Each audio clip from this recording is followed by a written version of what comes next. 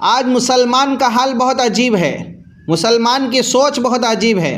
جانتا ہے کہ کس سیزن میں کاروبار اچھا چلے گا، جو کاروبار کے چلنے کا سیزن ہوتا ہے اس کے اندر کاروبار اچھا چلتا ہے، گاہک جس وقت میں آتے ہیں اس وقت کاروبار اچھا چلتا ہے، لیکن سیزن کے وقت میں، گاہک کے آنے کے وقت میں برکت ہو یہ ضروری نہیں ہے۔ برکت کا وقت الگ ہوتا ہے۔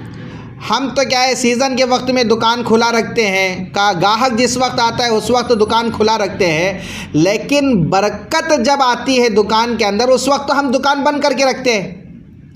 صبح سویرے دکان کے اندر خوب برکتیں ہوتی ہیں، اس وقت میں اللہ کی رحمتیں نازل ہوتی ہیں، برکتیں نازل ہوتی ہیں۔ ایسے وقت میں ہم دکان بند کر کے آرام سے سوئے ہوئے رہتے ہیں، پورا دن ہم شکوے شکایتیں کرتے ہیں کہ دکان میں برکت نہیں ہے، کاروبار میں برکت نہیں ہے، کمائی میں برکت نہیں ہے۔ برکت آئے گی کہاں سے؟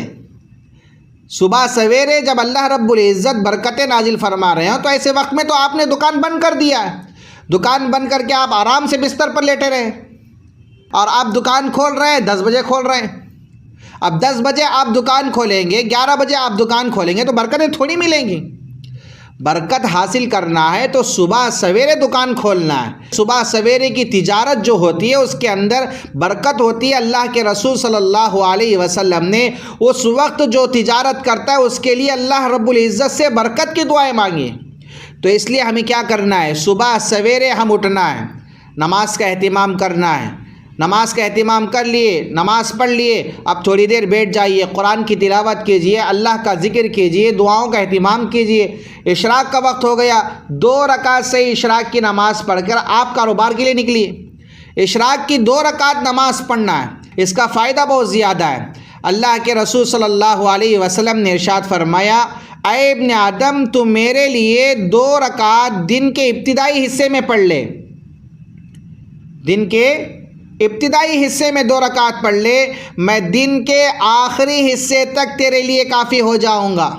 حدیث شریف ہے، اللہ کے رسول صلی اللہ علیہ وسلم فرماتے ہیں دن کے ابتدائی حصے میں 2 رکعت نماز پڑھ لیں گے تو دن کے آخری حصے تک اللہ رب العزت ہمارے لیے کافی ہو جائیں گے، یعنی کہ اللہ رب العزت کی مدد ہمارے ساتھ شامل حال ہوگی۔ تو اس لیے 2 رکعت سے ہی اشراق کی نماز پڑھیں۔ اشراق کی نماز پڑھنے کے بعد اب اپنے کاروبار کی طرف آگے بڑھیں۔